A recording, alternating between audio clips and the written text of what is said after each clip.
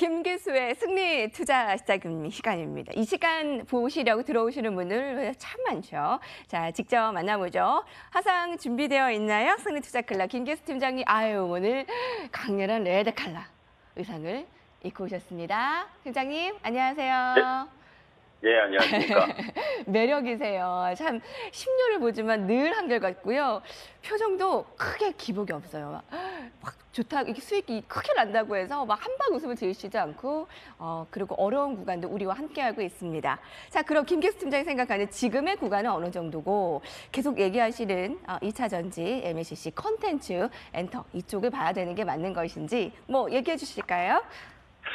예, 여러분들이 이제 시장에 오랫동안 매매를 하다 보면 참 힘든 상황들이 많죠. 주식은 사실 1년으로 보면 3개월 기쁘고 9개월이 참 어려운 과정입니다. 그리고 혼자만 열심히 한다고 되는 시장이 아니죠.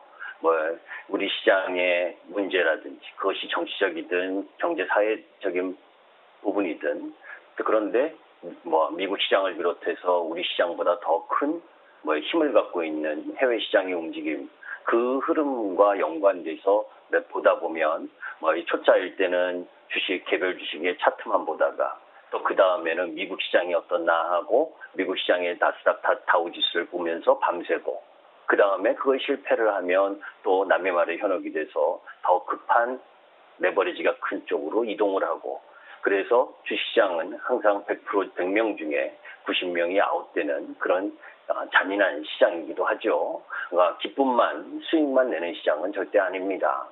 항상 저도 여러분들께 이야기를 하면서 제가 여러분들에게 이 방송을 통해서 이야기하는 모든 것들이 맞는 게 아니지요. 그죠? 그 중에 반은 맞고 반은 틀리다라고 보시면 됩니다. 다만 그러한 가운데 우리가 어떤 것을 선택하는 데 있어서 확률이 더 높은 것을 선택할 뿐이죠.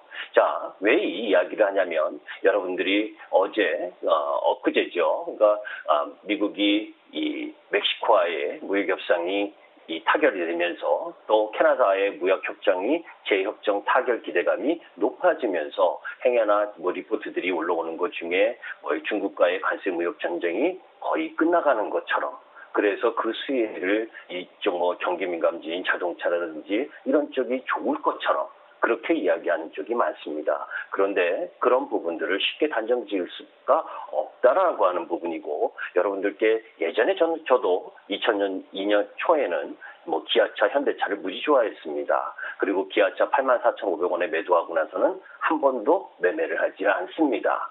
그 이야기는 뭐냐면 어떤 글로벌 시장의 정치, 경제, 사회, 문화, 군사적인 부분까지 어떤 연계 흐름도 중요하지만 그 속에서 가장 중요한 것은 그 어느 업종이 계속해서 성장할 가능성이 높고 그 성장하는 흐름 속에서 도태되지 않고 계속 기업으로서의 위치를 가지면서 같이 성장해 나갈 수 있는 기업이 무엇이냐, 그쪽 섹터를 바라보는 것이 좋지, 하루하루 오늘 50% 100% 떨어져서 쳐다보지도 않던 종목이 어느 날 뉴스 한 방으로 상한가 30% 올라간다고 그 종목을 쫓아다니면 주식시장은 너무 힘들고 너무 재미가 없어집니다. 자, 그러면 그런 가운데에서 무역, 이 부분에 대한 이야기를 한번 하도록 하겠습니다. 자, 무역은 결국 패권이죠. 그 패권 중에 제가 여러분들께 이야기한 내용, 여태 이야기한 것 중에 이 MTN 게시판을 한번 보게 되면 무역은 가진 자, 패권을 가지는 겁니다. 그 패권의 위에 설 수 있는 것은 결국 누구냐면 이 힘을 가지고 있는 자죠. 그게 나라로 보게 되면 우리가 1차 세계대전이라든지 2차 세계대전이라든지 이런 그 발발의 이유나 이런 것들을 거시적으로 살펴보게 되면 결국 에너지 전쟁이었고, 에너지 전쟁에서 누가 우위를 확보하느냐, 그죠? 그런데 지금의 미국과 중국의 분쟁은 결국 냉전 시대 종식 이후에 중국이 계속해서 건방지게 G2, 건방지게 위안화를 기축통화로 만들려 이런 중국의 이 너무 급속한 부분을 견제하기 위한 미국의 움직임이라고 할 수가 있고, 이러한 부분들이 우리 시장의 남북 정치적인 부분, 이 부분까지 연계되면서 상당히 어려운 진통을 겪고 있는 겁니다. 자, 그런데 이 이야기를 하려고 하는 것이 아니라 그럼에도 불구하고 제가 지난 수요일 날 여러분들께 이런 말씀을 드렸죠. 위안화와 관련된 미국이 중국에 3가지 요구를 했는데 그 3가지 요구 중에서 가장 먼저 들어줄 수 있는 게 위안화다. 그죠? 그 위안화의 부분을 지금 중국이 일정 정도 받아들이는 모양새를 보이면서 이 이머징 마켓의 원화 가치, 그러니까 이머징 통화 가치가 상대적으로 지금 안정화를 찾고 있죠. 그래서 최근 우리 시장의 원화 환율을 보면 지금 1110원입니다. 여러분들 1130원대가 지난주였죠. 그죠? 터키발 위기가 증폭되었을 때 고점을 돌파하지 못했기 때문에 하향 안정화가 될 수 있는 기반을 만들었고, 그렇다면 외인들이 매수 들어올 수 있는 기반을 갖고 있는 겁니다. 그렇기 때문에 시장에 대한 두려움을 크게 가질 필요는 없다. 그런데 여기서 하나 생각해 봐야 될 부분이 있죠. 여러분들 중에는 이런 부분들을 염두에 둘 겁니다. 그렇게 환율이 강세로 조금 돌고 강달러가 약해지고 이런 부분에 외국인들이 수급이 들어올 수 있는 여건인데 왜 우리 시장은 어제도 미국 시장이 올라갈 때 지지부진하고 음봉을 맞고 또 오늘도 비실비실하냐 이런 이야기를 합니다. 자, 여기에서 매번 여러분들께 이야기를 할 때 미국 시장이 올라갈 수 있는 배경은 미국 기업들의 이익이 양호하고 그러면서 어제 발표된 소비자 심리 지수 양호합니다. 그런데 여러분들 우리는 어떻습니까? 소득주도 경쟁이 뭐니 하면서도 실질적으로 고용이 창출되지 않고 개별 기업들의 이익이 약화가 되고 있죠. 그 약화가 된 상황이기 때문에 어떻게 감히 미국하고 같이 올라갈 수가 있겠습니까? 자, 그런데 그런 쪽으로만 바라보게 되면 안 됩니다. 또 하나의 어제 나온 뉴스를 하나 보도록 하겠습니다.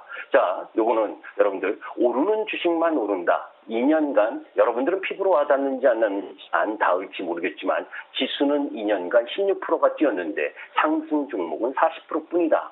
그 상승 종목 수에 한번 봐보세요. 일진머티리얼스 뭡니까?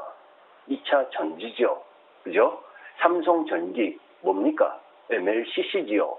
대웅제약, 바이오제약집이죠. SK하이닉스 지금은 힘이 없죠. 그죠? 전체 시장에 힘이 없으니까. 그런데 실적에 대한 반도체 부분이죠. 삼성 SDI 뭡니까? 2차 전지지요. 여기서 나오고 있지 않습니까, 여러분들? 어떤 섹터가 여러분들에게 계속해서 제가 2차 전지는 3세대로 지금 진행되고 있다. 그렇기 때문에 여러분들 어느 종목 하루 10% 오르는 것 그거를 바라보는 것이 아니라 내 투자의 관점, 매매의 관점이라기보다는 투자의 관점에서 어떤 섹터를 골라내는 것이 가장 중요하냐. 오늘도 여러분들께 이야기합니다. 밀리면 마이너스만 보이면 2차 전지를 매수해라. 주종시마다 2차 전지를 매수해라. 일진머티, 포스코캠텍 많이 올라왔다고요? 많이 올라온 근거가 뭡니까? 앞으로 방성장하고 기업의 실적이 나아지고 있는 거잖아요.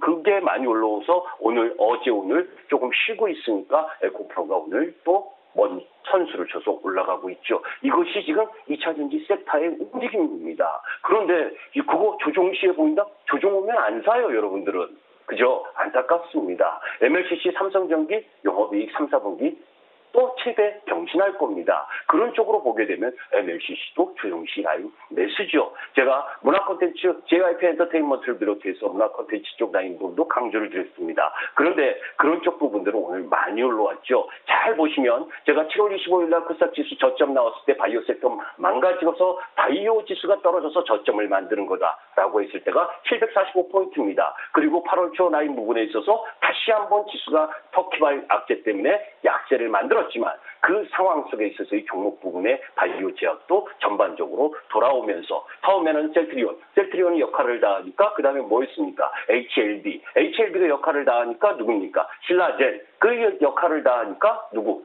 한올바이오. 그러면서 그 옆에 치매 관련진이 같이 상승하는 제약바이오. 9월 달에는 여러분들 페아마켄이 또 나름대로 이 제약 스케줄이 많습니다. 이쪽 부분의 공략도 여러분들이 필요합니다. 그러나 가장 중요한 것은 업황이 성장하고 앞으로의 우리 시장의 먹을거리를 계속해서 제공할 수 있는 부분, 그것이 2차 전지고 MLCC다라는 걸 분명히 각인하고 그것을 어떻게 내가 비중 조절을 하면서 2, 3일 오르면 비중을 조금 줄이다가 다시 조정을 받으면서 하고 이렇게 갈 거냐, 끊임없이 그냥 갖고 갈 거냐, 그점은 제가 방송을 하는 한해는 이야기해드리겠습니다. 2차 전지는 지금도 계속 매수다, 이렇게 말씀드립니다.